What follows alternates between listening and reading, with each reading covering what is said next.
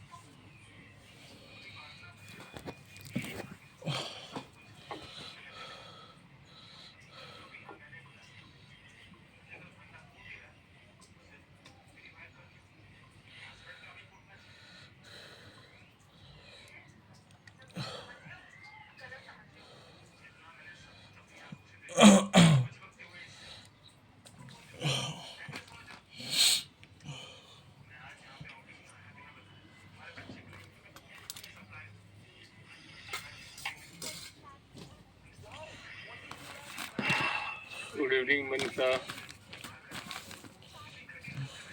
प्रज्योत, बुद्धि। बढ़िया है आनंद, कैसे हो आप? Good evening Sushila, hello.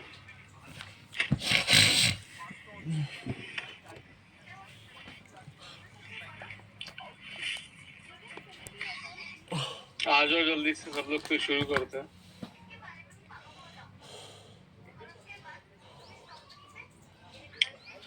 Good evening. 30 second और वेट करेंगे, फिर शुरू कर देते हैं। राज गुड इवनिंग यार, मधु गुड इवनिंग।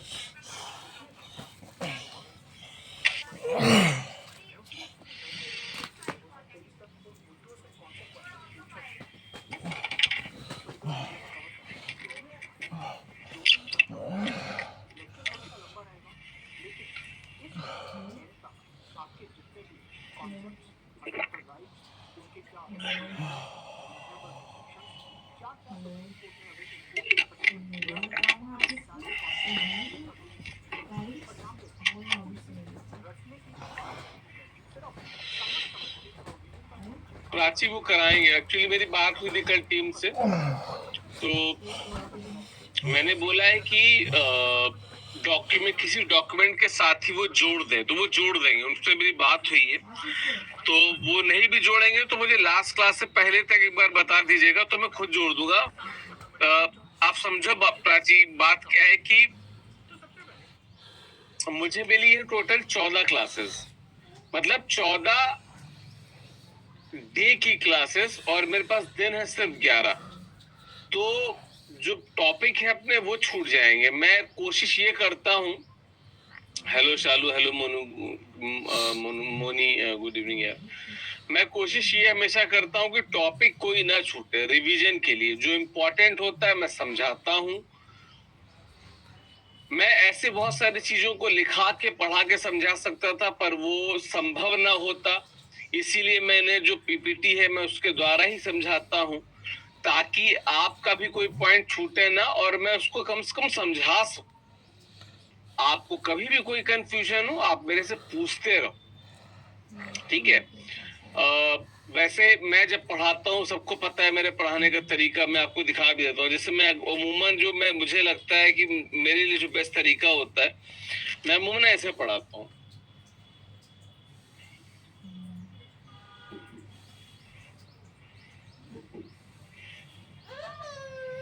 मैं ऐसे मैं लिखाते हुए पढ़ाता हूँ, जैसे अभी लिखा हुआ है तो मैं लिखाते हुए प्रॉपर इसी तरीके से मुझे पढ़ाना पसंद है, ठीक है, जहां पे मैं चीजें समझाते हुए जाता हूँ।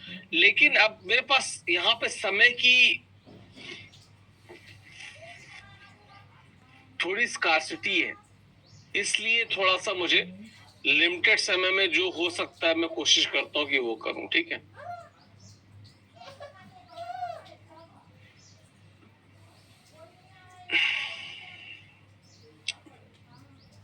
ठीक है, शुरू करें।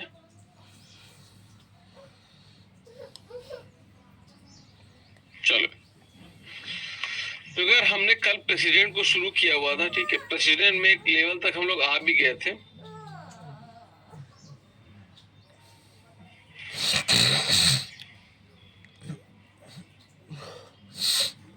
लिख भी देते हैं शुरुआत में क्या है।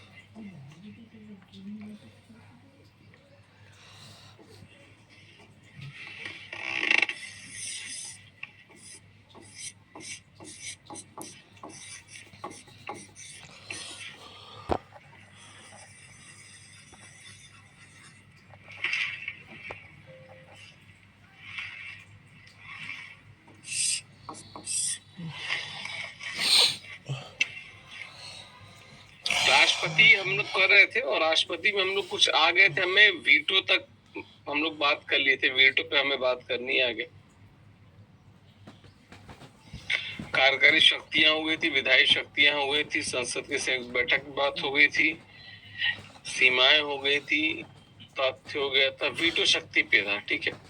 वीटो शक्ति पे प्रथा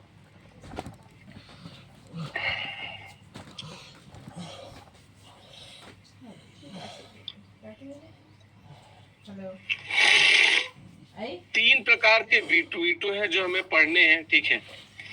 आत्यंतिक वीटो, निलंबनकारी वीटो और पॉकेट वीटो। मैं इसको समझा दे रहा हूँ आपको।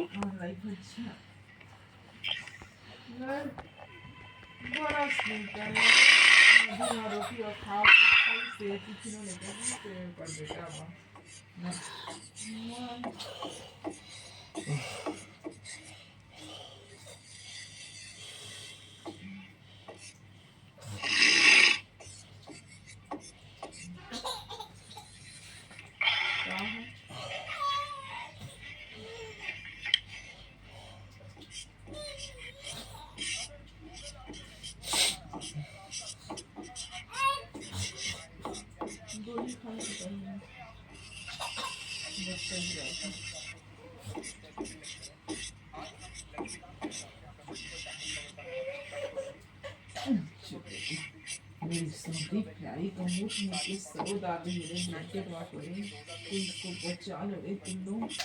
मेरी सुंदरी प्यारी मुठ मुठ के सरो दादी मेरी, ठीक है। बचा लो रे। तीन प्रकार के जो वीटो है वो ब्लैंकेट वापरे हमने सुने हुए हैं, आप लोग ने पढ़े भी होंगे, ठीक है। आत्यंतिक वीटो मतलब एब्सोल्यूट वीटो।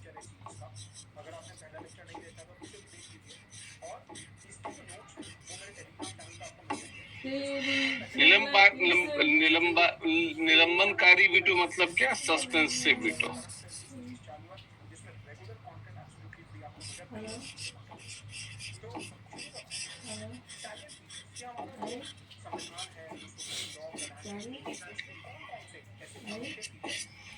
तीसरा है वो है pocket veto. blend of rigidity and flexibility, federal system, quasi-federalism, parliamentary form of government, parliamentary supremacy और judicial independence। हम किस तरीके से independent और integrated judiciary maintain करते हैं, इसके अलावा और ठीक है, एक-एक करके सारे डिटेल में समझेंगे, हम समझेंगे कि कैसे यूपीएससी में ऐसे सवाल सबसे पहले ठीक है। एक होता है जिनमें लिखा पढ़ी होती है प्रॉपर, जैसे कि महाभियोग से नहीं स्टार्ट करना है, और क्या कहते हैं, कल हमने वीटो तक आ गए थे इस राज। सर संडे को क्लास करवा देना, अगर कवर नहीं हुआ तो लेसन। अवनीश, हाँ, किसी अगले संडे पे। मैं सोच रहा था कि संडे पे तो मुझे नहीं मिल पाएगा, मैं क्रिसमस के दिन एक दिन सोच रहा था कभी ले लूंगा, क्योंकि इस संडे तो मैं रहूंगा ही नहीं, मैं हूँ ही नहीं यहाँ पे। मतलब आगे कभी का स्पेस मिलेगा तो मैं कोशिश करूंगा, करवा दूंगा उसको, ठीक है। तो बेटी उधर कौन आया बहुत है? अच्छा है गुरुजी, थैंक यू शालू यार, थैंक यू सो मच। ठीक है, आप अब देखो इनको तीनों को एक बार हम समझ लेते हैं थोड़ा सा, क्योंकि ये चीजें समझने वाली है। आत्यंतिक वीटो क्या होता है, निलंबनकारी वीटो क्या होता है, और पॉकेट वीटो क्या होता है। एब्सोल्यूट वीटो क्या होता है, आत्यंतिक वीटो क्या होता है।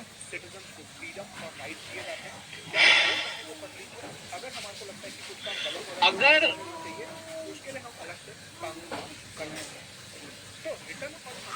राष्ट्रपति के पास कोई विधेयक आता है, राष्ट्रपति के पास अगर कोई विधेयक आता है और राष्ट्रपति उससे असहमति जताते हैं, वो होता है एब्सोल्यूट वीटो, और उन्हें कहा कि हम इसको अपनी अप्रूवल नहीं देंगे, ठीक। निलंबनकारी वीटो क्या होता है कि राष्ट्रपति के पास कोई वीटो है, राष्ट्रपति ने कहा कि यार ये जो पॉइंट है इस पे विचार करो, पुनर्विचार के लिए जो भेज देते हैं, वो है निलंबनकारी वीटो। लास्ट है पॉकेट वीटो। पॉकेट वीटो क्या होता है, कायदे में देखो तो पॉकेट वीटो एज सच कोई वीटो नहीं है, एज सच पॉकेट वीटो कोई वीटो नहीं है। पॉकेट वीटो का मतलब क्या होता है कि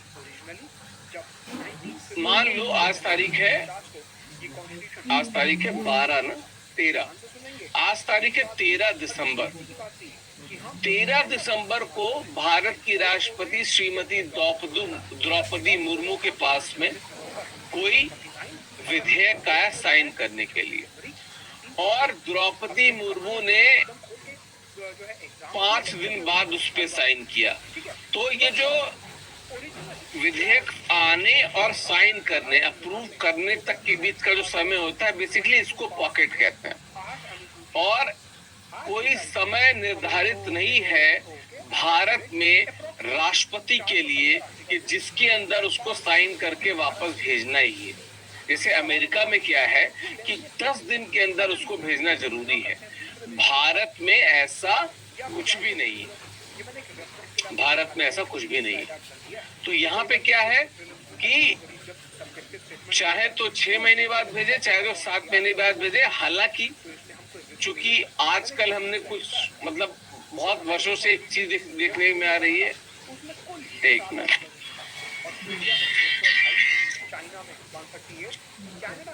कौन है ये, हमारे यहाँ 470 और इनके यहाँ 100-150, हमारे यहाँ मतलब डबल नंबर ऑफ ऑफिसर्स। तो क्वेश्चन ये उठता है क्यों उस समय कॉल करते हैं, क्यों लिखना चाहिए?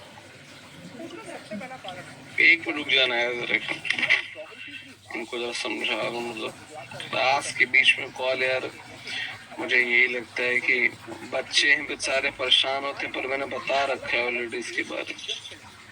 स्पेशल प्रोविजन ही क्रिएट करेंगे। अगर आप ध्यान से देखें तो अलग अलग स्टेट्स के लिए हमारे आर्टिकल 370 और 371 में अलग अलग स्पेशल प्रोविजन, इस वजह से अलग अलग रीजन्स की डिमांड को फुलफिल करने, ठीक है। तो आत्यंतिक वीटो क्या कि जब हिस्टोरिकली अगर हम सहमति ही नहीं देते, जब उससे अपनी सहमति वापस ले लेते हैं। निलंबनकारी में भाई इसको विचार करो, ये पॉइंट हटा सकते हो, लेकिन निलंबनकारी वीटो में जब दोबारा भेजेगी तो तुरंत फिर अप्रूव करना है, ठीक है। और आत्यंतिक वीटो भी नॉर्मल जो सामान्य मेंबर्स के द्वारा जो बिल आते हैं उसमें ही एब्सोल्यूट वीटो लग सकता है, बाकी तो नहीं लगता है। पॉकेट वीटो का मतलब कि आज अगर राष्ट्रपति महामहिम राष्ट्रपति जो है द्रौपदी मुर्मू जी, उनके पास कोई बिल आया, उन्होंने 10 दिन बाद वापस किया, तो हम पॉकेट क्या बोलेंगे, 10 दिन का पॉकेट है। 15 दिन बाद उन्होंने साइन करके भेजा तो 15 दिन का पॉकेट है। ये समय निर्धारित नहीं है, तो वो 10 दिन के बाद भी भेज सकती है और 100 दिन के बाद भी भेज सकती है, ये समय निर्धारित नहीं है। दिक्कत क्या है? दिक्कत क्या है कि अमेरिका में 10 दिन के अंदर भेजना रहता है, तो राष्ट्रपति की जो पॉकेट वीटो है वो भारत में राष्ट्रपति कहते हैं कि भारत में राष्ट्रपति का पॉकेट बड़ा है। क्यों? क्योंकि उसके बाद जो पॉकेट वीटो जिसे कहा जाता है, basically this is not a veto. Basically ये कोई वीटो नहीं है, पर इनडायरेक्टली एक वीटो है, डायरेक्ट वीटो है नहीं। ये दोनों डायरेक्ट वीटो है, दिस इज इनडायरेक्ट वीटो, जहाँ पे एक्चुअली में जब तक वो कुछ उस पर प्रक्रिया नहीं कर रहा है तब तक उसको पॉकेट वीटो माना जाएगा। पॉकेट वीटो समझ में आया कि नहीं समझ में आया? जो मैं समझाना चाह रहा हूँ कि जिस दिन आया उस दिन से लेके जब तक उस पे एक्शन नहीं लेते हैं तब तक का समय पॉकेट वीटो का समय कहलाता है। जानबूझ के कई बार राष्ट्रपति, जैसे एक बार ज्ञानी जैल सिंह थे, 86 की बात है, बहुत लंबे समय के लिए उन्हें एक्सटेंड कर दिया था। वो ना देख रहे थे ना उसकी तरफ, मतलब आके पढ़ा हुआ तो उसकी तरफ वो देख ही नहीं रहे थे, तो ये हो जाता है पॉकेट वीटो। ठीक है, तो देखो लिखा है यहाँ पे, पहले तो यहाँ पे देख लो जरा कुछ चीजें। पता है मेरे को क्या होता है ना यार, कि जैसे पिछली बार भी एसआईपी के साथ यही प्रॉब्लम हो गई थी कि एसआईपी में होती है लिमिटेड क्लासेस, और हमको लगता है यार कि चीजों को डिटेल में जाके लिखवाते हुए अपने पॉइंट से समझाओ। तो मेरे को भी एसआईपी का लेकिन चूंकि उद्देश्य है कि थोड़ा फास्ट ट्रैक रिवाइज कराना है, और जो पॉइंट समझाने वाले हैं उनको समझाया जाए, जो पॉइंट से पढ़ देने वाले हैं उनको पढ़ा जाए। बस यही चीज जो होती है, थोड़ी सी अंदर की जो टीचर की जो क्रिएटिविटी होती है ना, उसको रोक देते हैं। ठीक है, तिथि बढ़ाया जा सकता है जितने बार पॉकेट, हाँ ठीक है। नहीं शालू, बात यही है कि क्या कहते हैं, अगर मैं फिर से डिटेल में पढ़ाने लग जाऊंगा तो इसका पर्पस सर्व नहीं होगा शालू, आप इस बात को समझना। पर्पस ए की कोई इंपॉर्टेंट चीज छूटेगी नहीं, बी मैं इस बात पे सबसे ज्यादा जोर देता हूँ कि अगर यहाँ पे 100 चीजें लिखी है तो मैं 100 चीजों को समझाऊं, पढ़ाने की कोशिश करूं, उसमें से जो इम्पोर्टेंट 10 चीजें हैं उनको एक्सप्लेन भी करूं। चालू यही पर्पस ही होता है एसआईपी का, क्योंकि अगर मैं फिर सबको समझाने लगूंगा तो फिर इसमें और फुल फ्लेजेड पढ़ाई में कोई डिफरेंस नहीं रहेगा। और चूंकि एसआईपी का मतलब ये है कि आपने एक बार अच्छे से पॉलिटी, ज्योग्राफी, हिस्ट्री पढ़ा हुआ है, तो वहां पे हमको ये है कि हम उन पॉइंट पे ज्यादा जोर दें जो कॉन्सेप्चुअली इंपॉर्टेंट है, और जो फैक्ट्स हैं उन पर भी डिस्कस करते जाएं। That is the whole and sole purpose of success in prelims program. ठीक, चलो तो संवैधानिक प्रावधान अनुच्छेद 111 में राष्ट्रपति विधेयकों को वीटो कर सकते हैं, इसके बारे में है, हालांकि वीटो शक्ति का उल्लेख नहीं है। ठीक है, संवैधानिक संशोधन विधेयक को वीटो नहीं कर सकते, जाहिर सी बात है, मैं पहले बता चुका हूँ। सेम धन विधेयक के साथ में भी है। ठीक है, 24वां संशोधन अधिनियम विधेयक राष्ट्रपति की स्वीकृति, सहमति दे सकते हैं, सहमति रोक सकते हैं, पुनर्विचार के लिए भेज सकते हैं, यही ऑप्शन होते हैं अगर किसी विधेयक के साथ देखा जाए तो। असंवैधानिक कानून जल्दबाजी में अविचारित कानून को निर्मित होने से रोकने में मदद करता है, इसलिए कुछ चीजें हैं जिनको वीटो कहा गया है, जैसे आत्यंतिक वीटो क्या, किसी विधेयक पे अपनी सहमति रोकने की राष्ट्रपति की शक्ति। ठीक है, और अगर उन्होंने ये अपनी सहमति रोक दी तो क्या बनेगा, जो विधेयक है वो क्या बनेगा, अधिनियम नहीं बन पाएगा। ठीक है, गैर सरकारी विधेयक मतलब जैसे कोई सांसद के किसी अन्य प्राइवेट व्यक्ति ने कोई बिल लाया, उसके लिए ये होता है वुमन उस पे। क्यों? क्योंकि देखो साधारण बिल अगर आता है, अगर साधारण बिल आता है, अगर साधारण बिल आता है, यानी साधारण विधेयक अगर आता है, तो वो सरकार की तरफ से आता है, ये सरकार की सब सजेशन पे, एड एंड एडवाइस पे काम करता है, तो उसको अप्रूवल मिल ही जाएगा। धन विधेयक में इनके पास बहुत रोल है ही नहीं, राष्ट्रपति को मतलब अप्रूवल देना ही देना है। कॉन्स्टिट्यूशनल अमेंडमेंट एक्ट में राष्ट्रपति के पास कुछ है, अप्रूवल देना ही देना है। तो कुल मिला के वो अपनी सहमति रोक किस पे सकता है? गैर सरकारी विधेयक पे रोक सकता है, ठीक है। मंत्रिमंडल त्याग पत्र देता है। अच्छा, एक और इसका कब राष्ट्रपति है? सपोज करो कि राष्ट्रपति के पास ये जो आत्यंतिक वीटो, जिसको सस्पेंसिव वीटो कहते हैं, ये और कब होता है? जब मंत्रिमंडल ने एक मंत्रिमंडल रिजाइन कर चुका है, अगला मंत्रिमंडल आ गया है और उसने राष्ट्रपति को बोला कि भाई स्वीकृति मत दो, समझ रहे हो? तब भी मतलब अल्टीमेटली राष्ट्रपति काम करेगा प्राइम मिनिस्टर और उनकी जो क्या कहते हैं जो मिनिस्टर्स हैं उनकी एडवाइस पे, उनकी एड एंड एडवाइस पे ही काम करता है। देखने में लगता है कि खुद से करता है, पर एक्चुअली में उनके एडवाइस पे ही करता है। तो ये भी कब करेगा कि एक मंत्रिमंडल जो चला गया, दूसरा मंत्रिमंडल जो आ गया, उसने बोला कि नहीं करने का, ठीक है।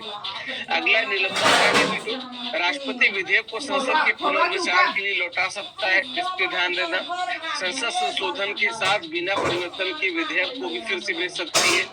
संसद संशोधन भी कर सकती है और बिना परिवर्तन के भी भेज सकती है। ऐसे में राष्ट्रपति को अप्रूवल देना ही पड़ेगा। और धन विधेयक के मामले में बता चुका हूँ कि ये नहीं भेज सकता राष्ट्रपति, ठीक है, तो उसके पास नहीं रहता है। अच्छा, राष्ट्रपति अपनी सहमति देने के लिए बाध्य है। अगर दोबारा भेजा गया, संसद के द्वारा दोबारा भेजा गया, तो राष्ट्रपति देगा। अब आता है पॉकेट वीटो। क्या है? राष्ट्रपति द्वारा विधेयक पर अपनी सहमति देने के लिए कोई समय सीमा नहीं की गई है। तो जो जितना समय लेता है सहमति देने के लिए, बेसिकली उसको ही क्या कहते हैं? उसको ही पॉकेट कहते हैं। और इस जो समय बढ़ाता जाता है उसको पॉकेट वीटो कहते हैं। राष्ट्रपति अनिश्चित काल के लिए किसी विधेयक पे कार्रवाई स्थगित कर सकता है और संसद को वापस नहीं कर सकता है। This is called pocket veto, ठीक है। राज्य कानून पर राष्ट्रपति का वीटो। राज्यपाल विधेयक को राष्ट्रपति के विचार के लिए आरक्षित कर सकता है। राष्ट्रपति सहमति दे सकता है या रोक सकता है या इसे फिर विचार के लिए भेज सकता है। यदि राज्य विधायिका विधेयक को दोबारा भेजती है तो राष्ट्रपति इसे स्वीकार करने के लिए बाध्य नहीं है। विधेयक को स्वीकार करने के लिए राष्ट्रपति को कोई समय सीमा नहीं दी गई है। तो यहाँ पे राष्ट्रपति के पास कोई समय सीमा नहीं है कि राज्य सरकार से जो विधेयक आया है उसको कितने जल्दी अप्रूवल देना है। कोई समय सीमा नहीं है इसके लिए, ठीक है, कोई समय सीमा। अन्य सैन्य शक्तियों को देख लिया जाए तो कमांडर इन चीफ होता है। सभी सशस्त्र बलों का युद्ध की घोषणा करने या शांति स्थापित करने की शक्ति रखते हैं प्रधानमंत्री और कैबिनेट ऑफ मिनिस्टर जो होते हैं, जो काउंसिल ऑफ मिनिस्टर होता है, सॉरी, काउंसिल ऑफ मिनिस्टर यानी कि मंत्रिमंडल का समूह होता है, उसकी सलाह पे ही करते हैं। क्योंकि एक बात तो समझ लेना इस बात को कि जो भारत में जो राष्ट्रपति होता है ना, इसके 99% ऐसे काम है जो कहे जाते हैं कि राष्ट्रपति करता है, पर बेसिकली वो क्या है? वो प्रधानमंत्री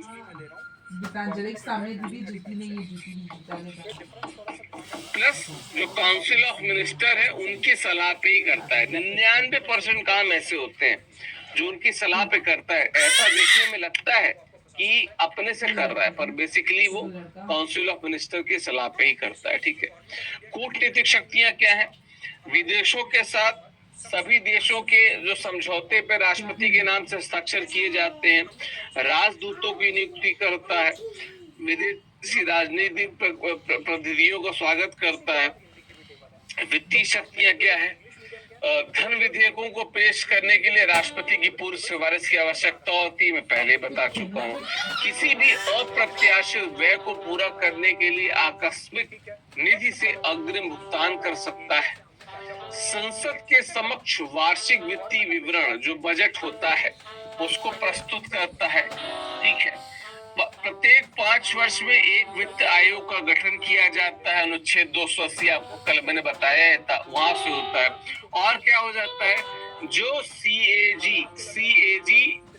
UPSC जो रिपोर्ट अपनी देते हैं, उस रिपोर्ट को पार्लियामेंट के सामने कौन रखता है? प्रेसिडेंट रखता है, राष्ट्रपति रखता है, ठीक है, तो ये भी उसकी हो गई, ठीक है।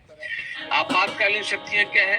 राष्ट्रपति 3 प्रकार की आपात स्थितियों की घोषणा कर सकते हैं। राष्ट्रीय आपातकाल अनुच्छेद 352, राष्ट्रपति शासन अनुच्छेद 356, वित्तीय आपातकाल अनुच्छेद 360।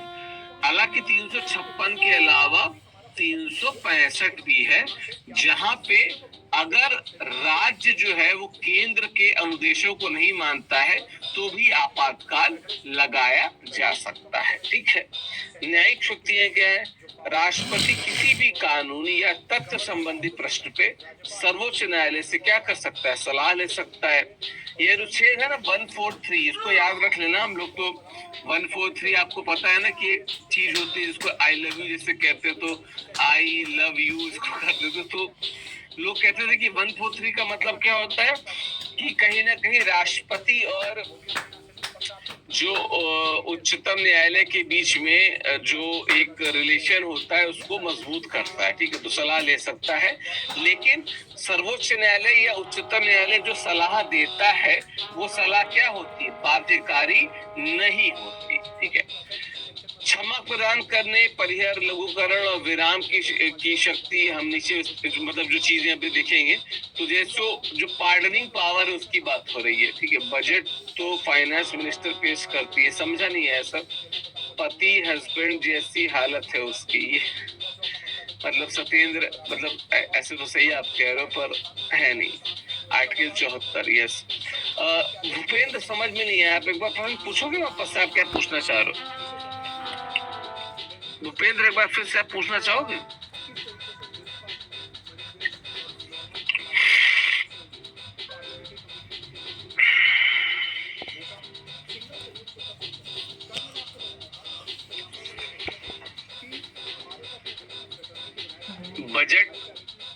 बजट पेश करने की बात नहीं है, ध्यान रखो। संसद के समक्ष वार्षिक वित्तीय विवरण, केंद्रीय बजट को मतलब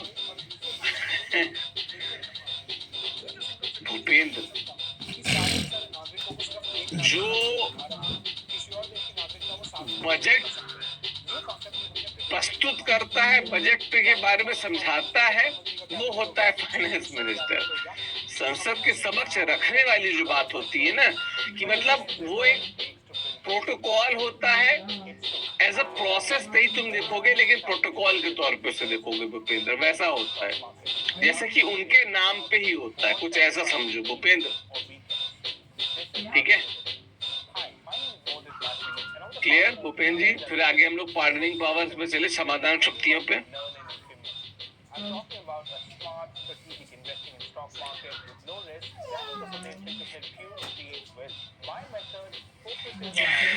फिर से मैं बता रहा हूँ कि किसी को कोई कंफ्यूजन रहे तो प्लीज करना, ठीक है, प्लीज बताना मेरे को। चलो पार्डनिंग पावर्स पे आ जाते हैं। देखो यार, संवैधानिक प्रावधान अनुच्छेद 72 में संघीय कानून के विरुद्ध अपराध के मामले में सैन्य अदालत द्वारा मृत्युदंड आदि के मामलों में राष्ट्रपति के पास क्षमादान शक्तियां होती हैं। क्षमा में क्या होता है? क्षमा में वो क्या कर देता है? क्षमा में क्या होता है कि कोई हर प्रकार के सजा से अपराधी को मुक्ति दे देता है, कोई भी प्रकार की हो, क्षमा दे दिया, हर प्रकार से मुक्त। लघुकरण क्या? कि मान लो कोई पहले बहुत बड़ी तगड़ी सजा दी, पहले मान लो चलो 20 साल का कारावास हो, तो उसको लघुकरण करके 12 साल का कारावास, कुछ ऐसा कर सकता है। नेक्स्ट क्या है? परिहार, सजा की प्रकृति में परिवर्तन किए बिना इसकी अवधि कम कर सकता है। जैसे कि मान लो कि पहले 20 साल का कारावास था, अब क्या कर दिया? 12 साल का कर दिया। प्रकृति सेम। यहाँ पे क्या हो सकता है कि मान लो एक जिसे कहते हैं ना कि क्या कहते हैं उसको, सॉलिटरी कन्फाइनमेंट। सॉलिटरी कन्फाइनमेंट क्या होता है? जहाँ पे सॉलिटरी कन्फाइनमेंट क्या होता है? जहाँ पे ना वो एक ऐसे सेल में बंद कर देते हैं, ऐसे सेल में बंद कर देते हैं जहाँ पे रोशनी भी नहीं आती है, तो हो सकता है कि पहले 20 वर्ष का सॉलिटरी कन्फाइनमेंट हो, ठीक है। अस्थायी अवधि के लिए सजा विशेष रूप से मृत्यु के लिए निष्पादन के होता है, तो कई बार सॉलिटरी कन्फाइनमेंट से नॉर्मल कन्फाइनमेंट हो जाता है, या कई बार क्या होता है कि मृत्यु दंड को क्या कहते हैं आजीवन कारावास में बदल देते हैं। परिहार में क्या होता है कि सजा की प्रकृति नहीं बदलते। तो पहले जो मान लो 20 साल का कारावास था, बाद में वो 12 साल या 10 साल का कारावास हो सकता है। विराम क्या होता है? विराम होता है कि मान लो कि किसी विशेष कार्य से कोई गर्भवती महिला है, ठीक है, या कोई पुरुष है जिसके साथ कोई विशेष फिजिकल कंडीशन ऐसी है कि लंबे समय तक वो ये सजा अगर झेलेगा तो हो सकता है मर जाए वो, तो मान लो 15 साल की सजा है तो उसको कम कर दिया गया। अगला है प्रविलंबन, कुछ समय के लिए जो स्टे लगता है उसकी बात है। तो किसी भी एक प्रकार की सजा को हल्के स्वरूप से प्रतिस्थापित करना, अमूमन जैसे स्टे वगैरह लगता है तो उस समय की है प्रविलंबन। तो ये उसकी क्या है संवैधानिक प्रावधान है किसके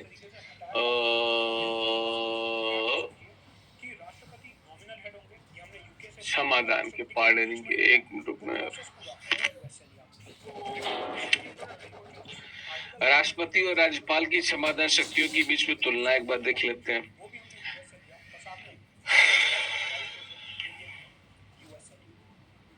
ठीक है, कोर्ट मार्शल द्वारा संज्ञेय से किया सकता है। कोर्ट मार्शल द्वारा की सजा को समाधान नहीं किया जा सकता है। मृत्युदंड को क्षमा नहीं किया जा सकता है क्योंकि मृत्युदंड को केवल निलंबित या क्षमा प्रदत्त कर जाता है। खैर, जो मैं बताने वाला था इसमें आगे है शायद, ये अगर नहीं है तो मैं पहले ही बता देता हूँ। पूजा नहीं होगी, पूजा बोलती है। राज्यपाल इसमें से सब कुछ कर सकता है। ये जो क्षमा वाला है ना, जो मृत्यु दंड से को जो वाला जो सीन होता है उस पे राष्ट्रपति का सर लघुकरण और प्रविलंबन एक जैसा हो गया है। क्या कह रहे हो? नहीं, प्रविलंबन तो स्टे पे होता है, प्रविलंबन रैंडम स्टे के केस में होता है। जैसे मान लो सुशीला की हाई कोर्ट ने किसी को कोई सजा दी, लेकिन किसी ने सुप्रीम कोर्ट में अर्जी दी इसी के खिलाफ और सुप्रीम कोर्ट में कुछ नए तर्क आए, सुप्रीम कोर्ट ने कुछ समय के लिए उसको रोक दिया या थोड़ा कम कर दिया, तो ये प्रविलंबन उस केस में होता है। लघुकरण नॉर्मली ही राष्ट्रपति कर देता है। राष्ट्रपति और राज्यपाल की क्षमादान शक्ति लगभग सेम है, बस वो जो मृत्यु दंड वाला जो केस है ना उसमें बहुत बहस हुई है। मैं आपको एक होमवर्क देना चाहता हूँ। अभी पिछले कुछ दिनों में राज्यपाल की जो शक्ति है, पार्डनिंग पावर जो है राज्यपाल की, क्षमादान जो शक्ति है, उसमें मृत्यु दंड से लेके बड़ी बहस चली। आप होमवर्क में एक काम कीजिएगा, खुद से प्लीज इसको जरूर कर लीजिएगा। बहुत न्यूज में था, मैंने भी कवर किया, बहुत सारे फैकल्टीज ने अलग भी कवर किया। आप देखिएगा कि जो राज्यपाल की क्षमादान शक्ति है, मृत्यु दंड को लेके उस पे जो हालिया मुद्दा जो था वो क्या था, होमवर्क में जरूर करिएगा, ठीक है। चलो, और दया सुप्रीम कोर्ट ने राज्यों और अन्य अधिकारियों को निर्देश दिया है कि मौत की सजा पाए दोषियों द्वारा दायर दया याचिका पर अपने फैसले में विलंब न करें। दया याचिका के बारे में न्याय की विफलता या संदिग्ध दोषी के मामले में किसी निर्दोष व्यक्ति को दंडित होने से बचाने के लिए है, जहां पे आप दया याचिका डालते हैं। प्रक्रिया क्या है? दया याचिकाओं से निपटने के लिए कोई वैधानिक लिखित प्रक्रिया नहीं है। व्यवहार में न्यायालय के सभी राहतें समाप्त हो जाने के बाद या तो दोषी व्यक्ति स्वयं या उसकी ओर से उसका कोई संबंधी राष्ट्रपति को लिखित याचिका प्रस्तुत कर सकता है। मृत्यु दंड की सजा पाए अपराधी को 7 दिनों के भीतर याचिका दायर करने की अनुमति है।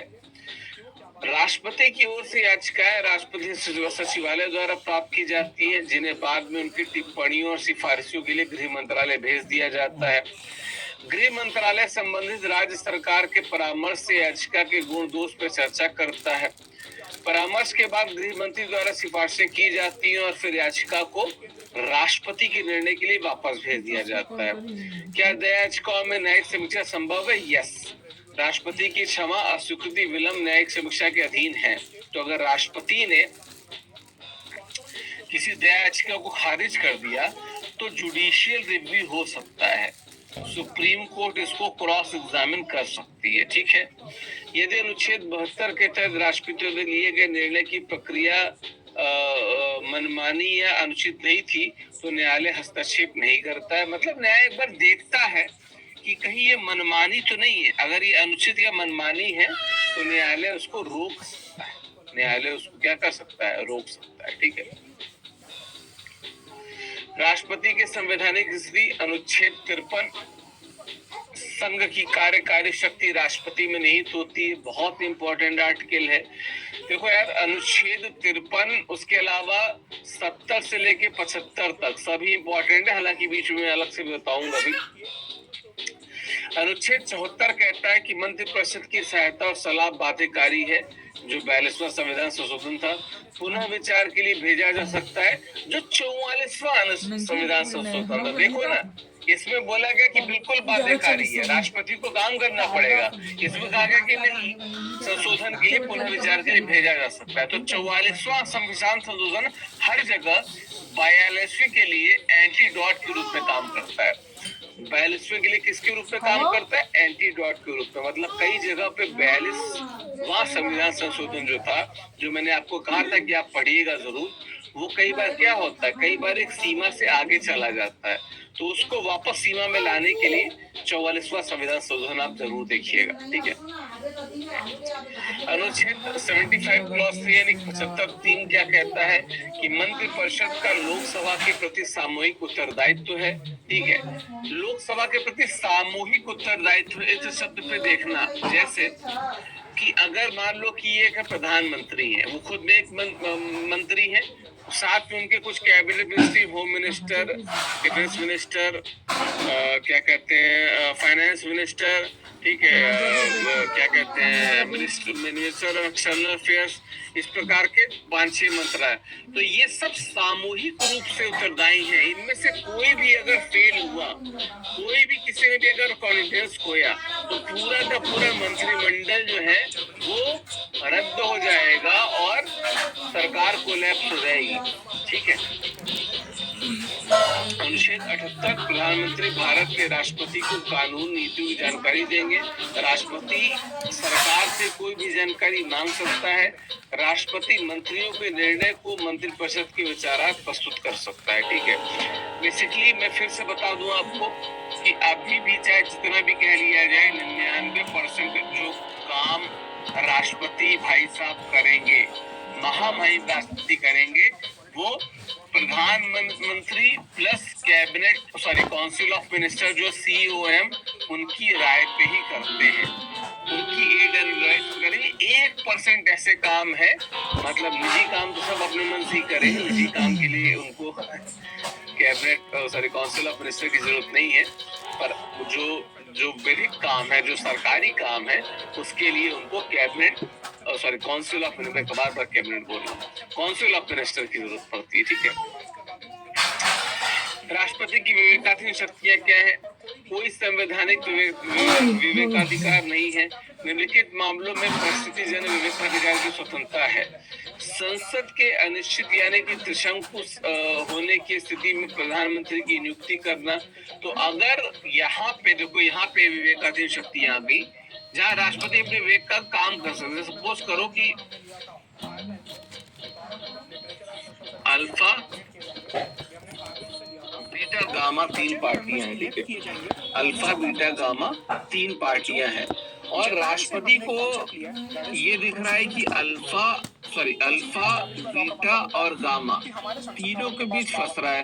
राष्ट्रपति को लगता है कि अल्फा और गामा मिलकर सरकार बना सकते हैं, तो राष्ट्रपति इनको भी कॉल कर सकता है। राष्ट्रपति को लगता है कि बीटा अकेले सरकार साबित कर लेगा, अगर उसको समय दे, हो सकता है वो निर्दलीयों को भी जोड़ ले, तो राष्ट्रपति इसको भी बुला सकता है।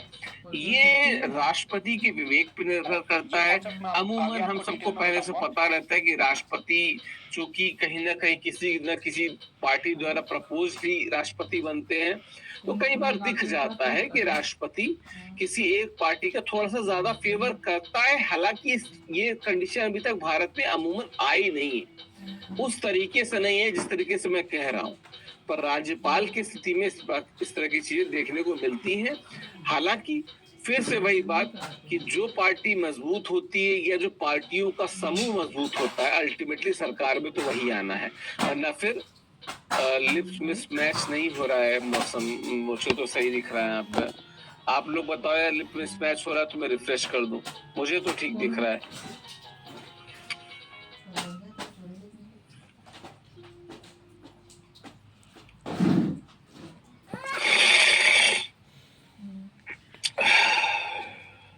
ऑल ओके ना? ठीक है, मौसम एक बार रिफ्रेश कर लेना, क्योंकि भूपेंद्र, शीतल,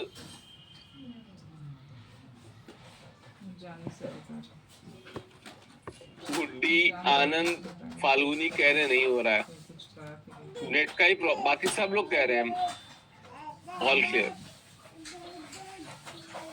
एक बार रिफ्रेश कर लेना बेटा। get a job as a full stack developer with a high paying salary? Nah. ठीक है, तो ये हो गया। दूसरा क्या है, लोकसभा में अविश्वास प्रस्ताव पारित होने पे के बाद लोकसभा को भंग करना है या वैकल्पिक व्यवस्था की मांग करनी है। जैसे सपोज करो कि अल्फा प्लस बीटा की सरकार है, गामा एक विपक्षी दल है जिसके साथ म्यू और डेल्टा पार्टियां जुड़ गई। अब इन्होंने एक अविश्वास प्रस्ताव यानी कि no confidence motion alpha plus beta के खिलाफ लाया।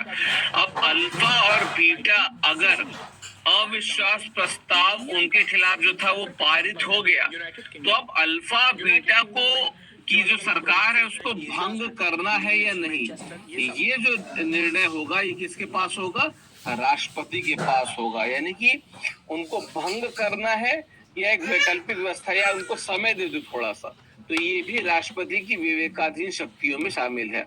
वन नेशन वन इलेक्शन पर जीडीपी 1.5% बचेगा, called by R Ravinath Kovind, BJP bias Shivam कह रहे हैं। हाँ मतलब यार देखो, वन नेशन वन इलेक्शन के ऐसा नहीं कि पहले नहीं होता था, पहले हो चुका है शिवम, है ना। शुरुआती समय में वन नेशन वन इलेक्शन ही होता था भारत में, बाद में वो 1968-69 से बदलना शुरू हुआ है ना शिवम। तो बहुत गलत नहीं कह रहे, बिल्कुल बहुत फायदे भी हैं। हर चीज जिसके फायदे हैं उसके कुछ साइड इफेक्ट्स भी दिखते हैं, तो वो साइड इफेक्ट्स में जो आपने बताया वो भी है। मतलब कुछ चीजें जो आप कहना चाह रहे हो मैं समझ रहा हूँ, वो चीजें भी होती हैं शिवम, ठीक है।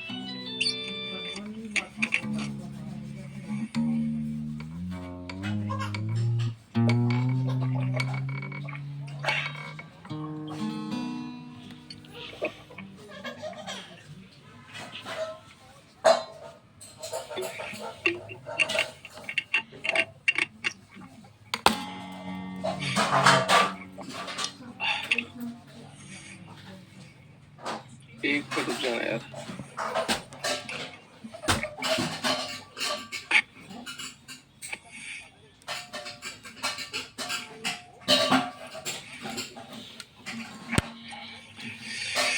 पुनर्विचार के लिए विधेयक भेजना। यस, 44वां संविधान संशोधन कहता है कि अगर कोई विधेयक राष्ट्रपति के पास आया तो राष्ट्रपति उसको पुनर्विचार के लिए भेज सकता है।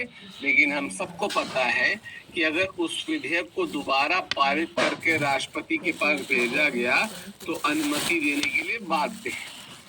अविश्वास प्रस्ताव पारित होने के बाद भी यदि मंत्रिपरिषद इस्तीफा नहीं देती है तो उसे बर्खास्त कर सकते हैं कौन? राष्ट्रपति। जैसे कि प्रधान, मतलब जो ये मैं बता रहा कि अल्फा प्लस बीटा की सरकार है, अविश्वास प्रस्ताव यानी कि नो कॉन्फिडेंस मोशन इनके खिलाफ पारित हुआ, और उस नो कॉन्फिडेंस मोशन के पारित होने के बावजूद ये जो मंत्रिपरिषद है इस्तीफा नहीं दे रही है तो उनको बर्खास्त किया जा सकता है। राष्ट्रपति को यह भी सुनिश्चित करना होगा कि संसद के 2 सत्रों के बीच 6 महीने का अंतराल न हो। तो यहाँ पे भी ये राष्ट्रपति की विवेकाधीन शक्तियां हैं कि इस बारे में देखें और बोले कि भाई आप लोग वापस से संसद के सत्रों को आहूत कीजिए। ठीक है सर। लिप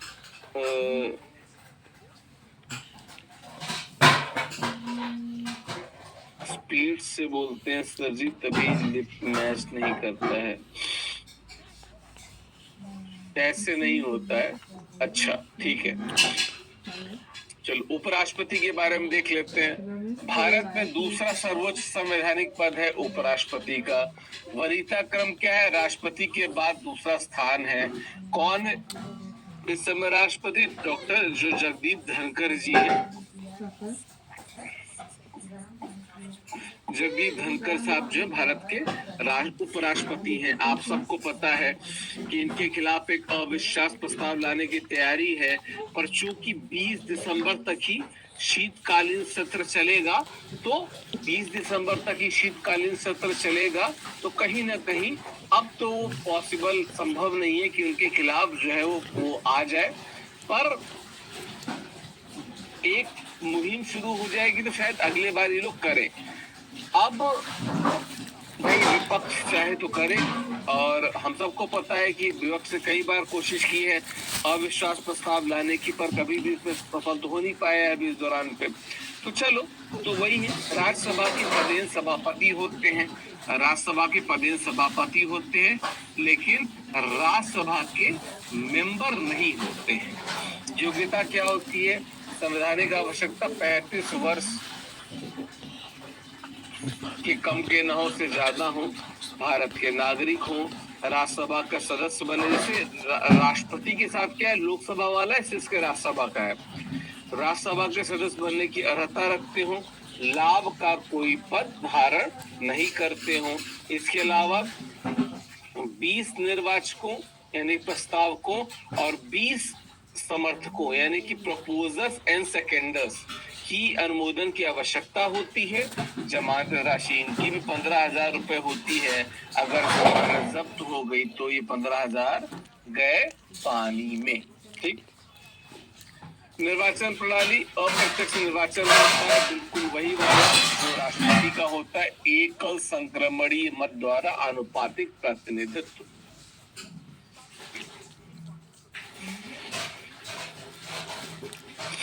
एक मिनट जाएगा जरा, यहाँ से मैनेजमेंट से एक कॉल आ रही है।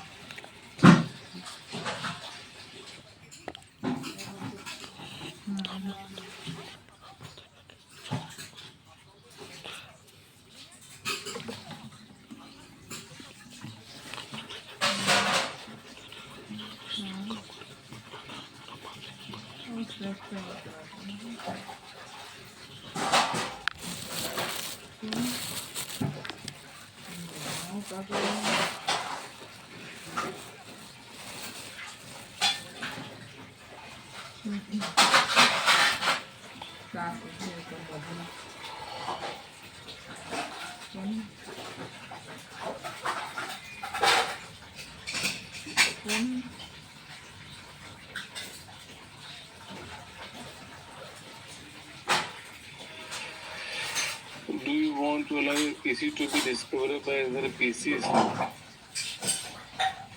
चल, ठीक है। निर्वाचन मतदाता कौन है? संसद के सभी सदस्य, निर्वाचित और मनोनीत द्वारा निर्वाचित राज्य विधानमंडल के सदस्य इसमें भाग नहीं लेते। अब एक चीज मुझको बताओ कि जो संसद के मनोनीत सदस्य होते हैं वो उपराष्ट्रपति के निर्वाचन में भाग लेते हैं, लेकिन जो संसद के मनोनीत सदस्य होते हैं क्या वो राष्ट्रपति के निर्वाचन में भी भाग लेते हैं? बताओ।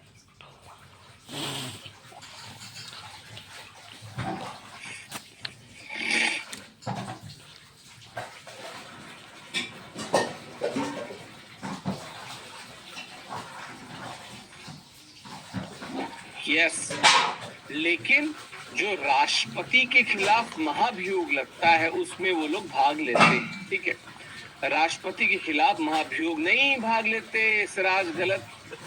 वो मनोनीत सदस्य राष्ट्रपति के निर्वाचन में भाग नहीं लेते, महाभियोग में भाग लेते हैं, ठीक है।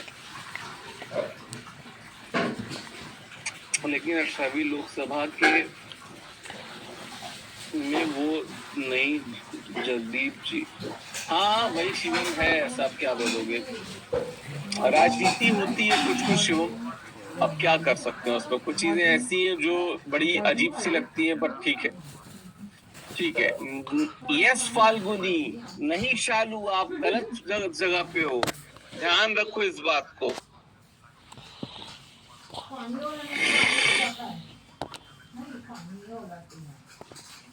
देखो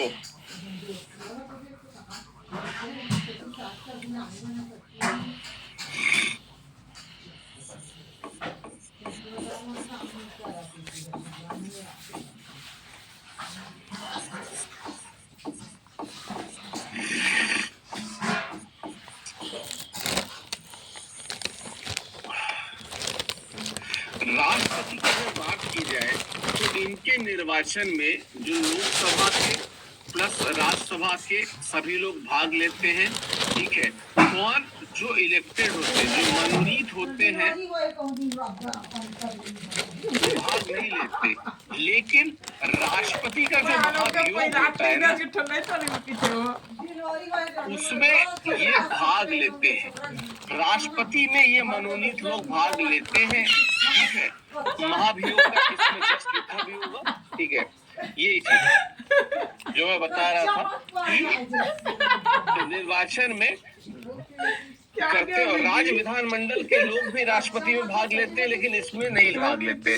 तो उपराष्ट्रपति में सिर्फ आपको क्या चाहिए, आपको लोकसभा के तथा राज्यसभा के सभी जो सदस्य हैं, संसद के सभी सदस्य हैं, वो वोट करेंगे।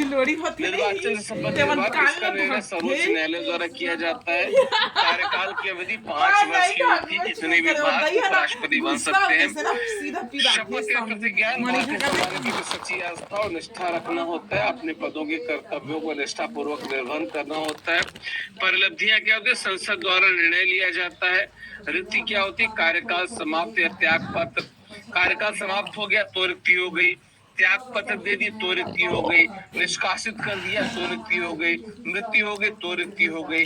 या कभी ऐसा भी होता है कि उनका जो इलेक्शन होता है उसको घोषित कर दिया, शून्य घोषित हो जाए, ठीक है।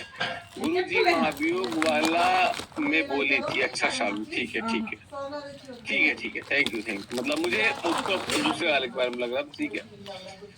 कार्यकाल समाप्त है, 5 वर्ष कार्यकाल समाप्त पहले निर्वाचन होना चाहिए। अन्य मामलों में नवनिर्वाचित उपराष्ट्रपति को पूर्ण कार्यकाल प्राप्त होता है। जैसे कि अगर कोई राष्ट्रपति उपराष्ट्रपति 2 साल रहा हो, उसके बाद वो पद रिक्त हो जाए, जो नया चुना जाएगा वो 3 साल के लिए नहीं चुना जाएगा, वो भी 5 साल के लिए चुना जाएगा, ध्यान रखना। रिक्ति के मामले में संविधान में किसी प्रतिस्थापन का उल्लेख नहीं है। उपसभापति उपराष्ट्रपति के कर्तव्यों का क्या करता है, दवाई मिला है जिससे निर्वहन करता है। उपराष्ट्रपति को हटाना, प्रभावी बहुमत से राज्यसभा के प्रस्ताव द्वारा हटाया जा सकता है। लोकसभा द्वारा पारित साधारण बहुमत से हटाया जा सकता है। 14 दिन पहले सूचना दी जानी चाहिए। ऐसा प्रस्ताव लोकसभा में पेश नहीं किया जा सकता है। तो प्रभावी बहुमत से हटाया जा सकता है और लोकसभा में पेश नहीं, क्योंकि भाई ये पदेन राज्यसभा के अध्यक्ष होते हैं, ठीक है। उपराष्ट्रपति के इसीलिए तुम देखो कि जगदीप धनकर के साथ जो मुद्दा है, अगर थोड़ा पहले अगर चालू हुआ होता तो जगदीप धनकर की स्थिति राज्यसभा में केंद्र उतना मजबूत नहीं है, मतलब भारतीय सरकार जो है, तो इसलिए वो मामला थोड़ा घूम सकता था, ठीक है। पर चलो देखते हैं क्या होता है। उपराष्ट्रपति के कार्य क्या होते हैं। राज्यसभा के पदेन सभापति के रूप में कार्य करता है। पद रिक्त होने पे इस्तीफा, महाभियोग, मृत्यु, अन्य कारण से राष्ट्रपति के रूप में कार्य कर, मतलब पद रिक्त होने पे क्या इस्तीफा दे सकता है, महाभियोग लग सकता है, मृत्यु अन्य कारण से पद रिक्त हो जाता है। तो अगर राष्ट्रपति का पद रिक्त है तो राष्ट्रपति के रूप में काम करेगा, ठीक है। अमेरिकी उपराष्ट्रपति से तुलना,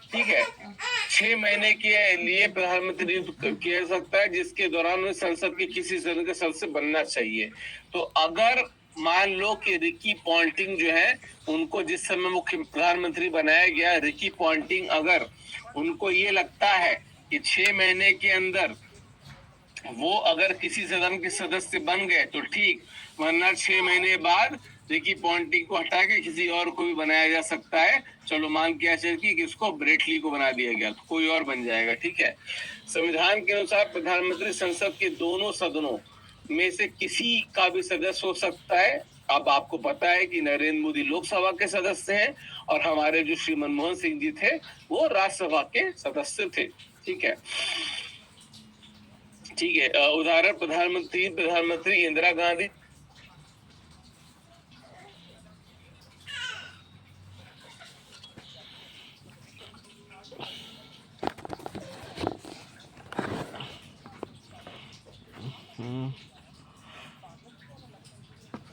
मॉकिंग एनीवन, पर जब छोटे थे तो हमें पता नहीं था। हमारे एक भैया आए हैं अल्फा प्लस बीटा की, इनको 1 महीने के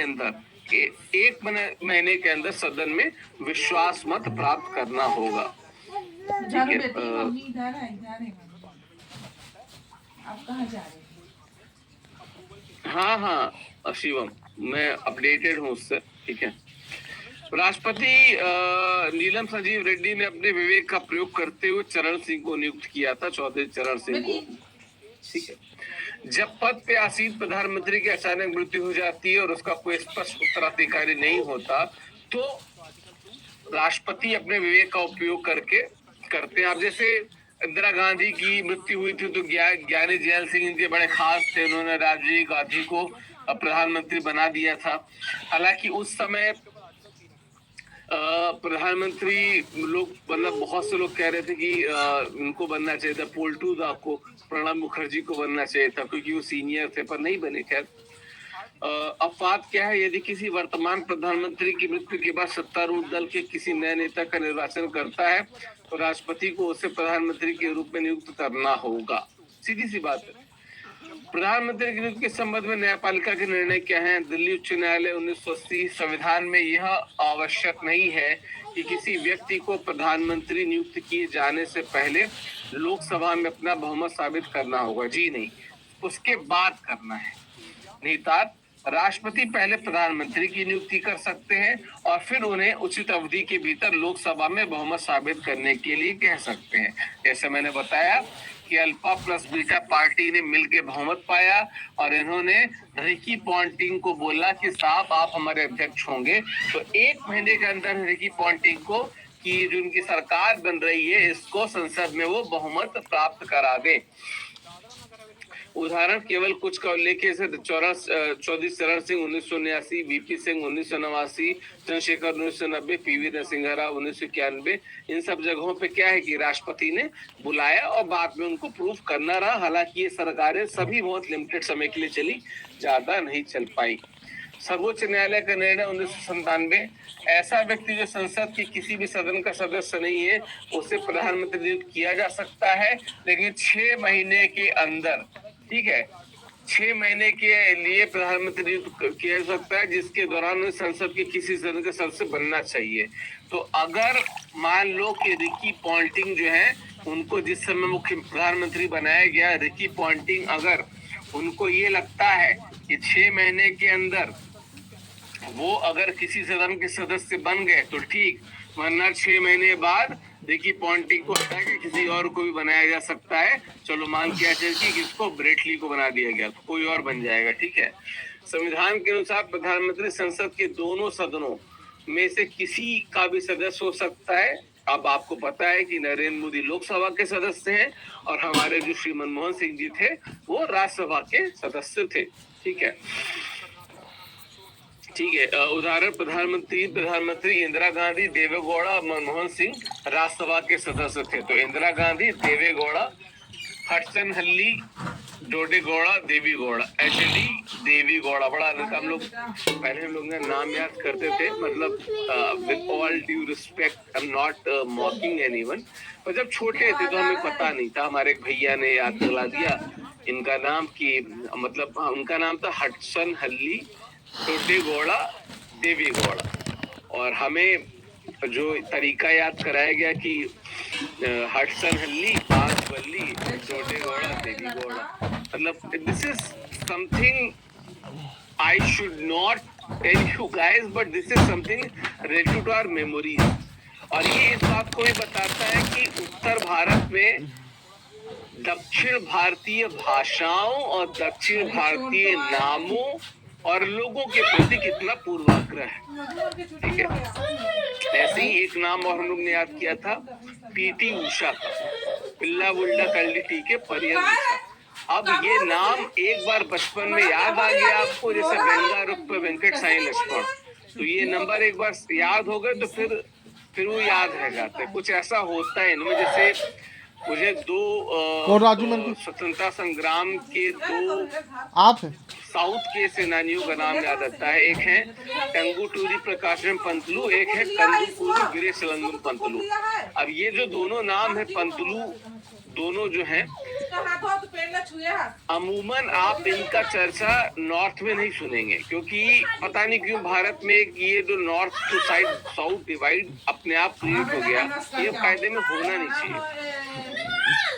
खैर, हम लोग जो चले थे देवगौड़ा पे आए थे, वहां तक चला गया। शपथ और कार्यकाल की बात कल प्रधानमंत्री के, तो राष्ट्रपति उन्हें पद एवं गोपनीयता की शपथ दिलाते हैं। गोपनीयता क्या कि सरकार की कुछ ऐसी बातें होती हैं जो सरकार तक महदूद रहनी चाहिए, जो पाकिस्तान नेपाल बाहर किसी के सामने नहीं आनी चाहिए।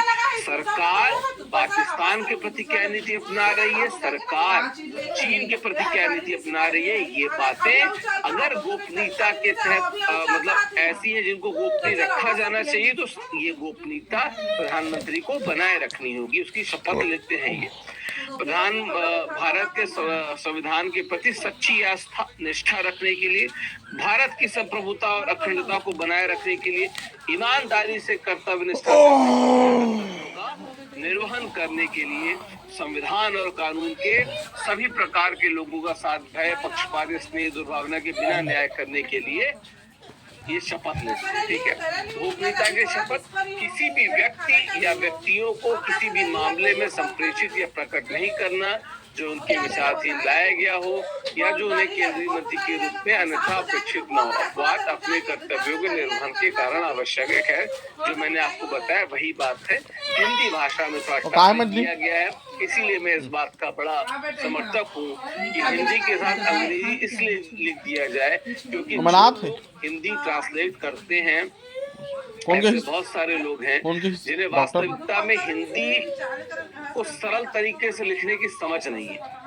और चूंकि मैंने दोनों चीजों को बहुत अच्छे से मैनेज किया है पब्लिकेशन और पढ़ाई में, तो मैं इस चीज को समझ सकता हूँ कि आप लोगों को कितना टफ लग रहा होगा। इंग्लिश में आप पढ़ोगे तो आपको भले आपको अंग्रेजी में उतना आप कंफर्टेबल ना हो, पर आपको अच्छा लगेगा, आसान लगेगा। ठीक है, अवधि की बात कर लीजिए, निश्चित नहीं है वह राष्ट्रपति के प्रसाद पर्यंत पद पे बने रह सकते हैं। राष्ट्रपति किसी भी समग्र समय प्रधानमंत्री को बर्खास्त नहीं कर सकते जब तक प्रधानमंत्री को लोकसभा में बहुमत का समर्थन प्राप्त न हो जाए, तब तक उन्हें बर्खास्त नहीं। बहुमत मतलब अगर जब तक नहीं साबित कर पा रहे हैं तब तक, मतलब अगर बहुमत साबित नहीं कर पाए तभी हटा पाएंगे, अन्यथा बर्खास्त नहीं कर सकते। प्रधानमंत्री ने लोकसभा का विश्वास खो दिया, इस्तीफा दे, राष्ट्रपति उन्हें बर्खास्त करे, यही बात है। वेतन क्या है, वेतन भत्ते इसका निर्धारण संसद द्वारा किया जाता है, कितना पैसा मिलेगा। प्रधानमंत्री की शक्तियां और कार्य देख ले मंत्रिपरिषद के संबंध में, तो राष्ट्रपति केवल उन्हीं व्यक्तियों को नियुक्त कर सकता है जिनकी सिफारिश प्रधानमंत्री द्वारा की जा सकती है। प्रधानमंत्री बताएगा राष्ट्रपति को कि साहब मेरी जो हमारी जो टीम होनी चाहिए उस टीम में स्टीव मार्क, ठीक है, ग्लेन मैग्रा और क्या कहते हैं डेमियन फ्लेमिंग और जेसन गिलेस्पी, स्टुअर्ट मैकगिल, ये सब होने चाहिए। तो ये राष्ट्रपति को बताता है। ठीक है, ये सारी चीजें स्टेटमेंट में बहुत गलत हो जाता है।